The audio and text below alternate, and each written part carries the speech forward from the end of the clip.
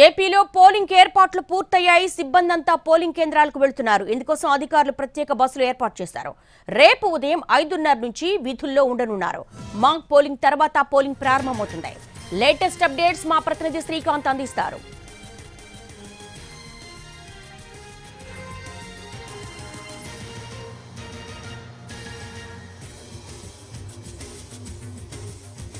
రేపు పోలింగ్కి సంబంధించి అన్ని ఏర్పాట్లు కూడా సిద్ధమవుతున్నాయి. ఈ నేపథ్యంలో ఎవరైతే సిబ్బంది ఉంటారో వాళ్ళందరికీ ఎన్నికల మెటీరియల్ను కూడా ఇప్పటికే అందించిన నేపథ్యంలో వాళ్ళందరూ కూడా పోలింగ్ స్టేషన్లకి బయలుదేరుతున్న పరిస్థితి స్పష్టంగా మనకి విజయవాడ ఇందిరాగాంధీ స్టేడియంలో కనబడుతుంది. ఉమ్మడి కృష్ణా జిల్లాకి సంబంధించి పూర్తి స్థాయిలో ఈవీఎంలు అందజేసే కార్యక్రమం, అదేవిధంగా ఎన్నికల మెటీరియల్ మొత్తం కూడా సిబ్బందికి కూడా అందజేసిన నేపథ్యంలో వాళ్ళందరూ కూడా కొద్దిసేపటి క్రితమే ఇక్కడ నుంచి తమ నిర్ణయించినటువంటి విధులు నిర్వర్తించాల్సినటువంటి పోలింగ్ కేంద్రాలకైతే బయలుదేరడం కూడా జరిగింది. మనం విజువల్స్లో కూడా చూడొచ్చు. మొత్తం ఉమ్మడి కృష్ణా జిల్లాకు సంబంధించి 20,000 మంది ఎన్నికల విధుల్లో కూడా పాల్గొంటున్న నేపథ్యంలో వాళ్ళందరూ కూడా ప్రస్తుతం ఆ ఈవీఎంలని అదేవిధంగా అందులో ఉన్నటువంటి ఇతర మెటీరియల్ మొత్తాన్ని కూడా తీసుకొని తమకు కేటాయించినటువంటి బస్సులు ఏదైతే ఉన్నాయో ఆ బస్సుల్లో బయలుదేరైతే పోలింగ్ కేంద్రాలకి అయితే బయలుదేరి వెళ్ళిపోతున్నారు. కొంతమంది సిబ్బంది కూడా ఉన్నారు. ఎన్నింటికి సార్ మీరు ఏ స్టేషన్, మీకు ఎన్నింటి నుంచి విధులు రేపు?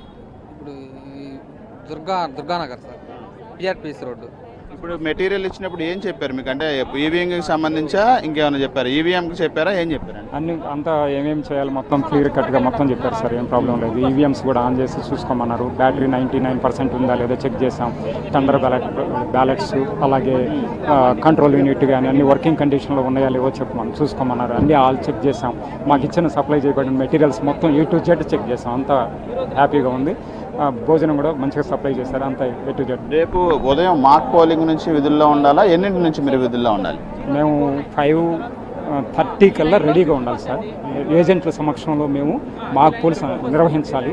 ఒకవేళ ఇన్ కేసు ఏజెంట్లు కనుక సఫిషియెంట్గా లేకపోతే 15 మినిట్స్ వెయిట్ చేసి తర్వాత మనం మాక్ పోల్ కండక్ట్ చేసి వాళ్ళ సమక్షంలో 0 చూపించి ఏమి లేవు, కంట్రోల్ యూనిట్లో 0 చూపించి ఏమీ లేవు అని అయిపోయిన తర్వాత మనం రియల్ పోల్కి 7 o'clock కల్లా మనం స్టార్ట్ చేయాలి. ఇప్పుడు ఈవీఎంలకు సంబంధించి అన్న టెక్నికల్ ప్రాబ్లం వస్తే ఏం చేయాలనేది ఏం చెప్పారు?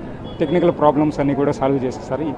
ఈవెన్ సెక్టర్ ఆఫీసర్స్ అందరూ అవైలబుల్గా ఉంటారు. మీకు ఏ ప్రాబ్లం వచ్చినా కానీ కూడా ఇమీడియట్గా అది బ్యాలెట్ యూనిట్ కానీ కంట్రోల్ యూనిట్ కానీ ఏదైతే ప్రాబ్లమాటిక్ ఉందో దాన్ని ఇమీడియట్గా మార్చడం జరుగుతుందని చెప్పారు. దాని గురించి ఎటువంటి ప్రాబ్లమ్స్ మొత్తంగా ఈవీఎంలకు సంబంధించి అయితే మొత్తంగా కూడా ఏ విధమైన ఇబ్బందులు వచ్చినా కూడా వెంటనే అందుబాటులో వాళ్ళకి ప్రత్యామ్నాయ ఏర్పాట్లు చేశాము అనే విషయాన్ని అయితే స్పష్టంగా చెప్పారు. విజువల్స్లో చూడొచ్చు.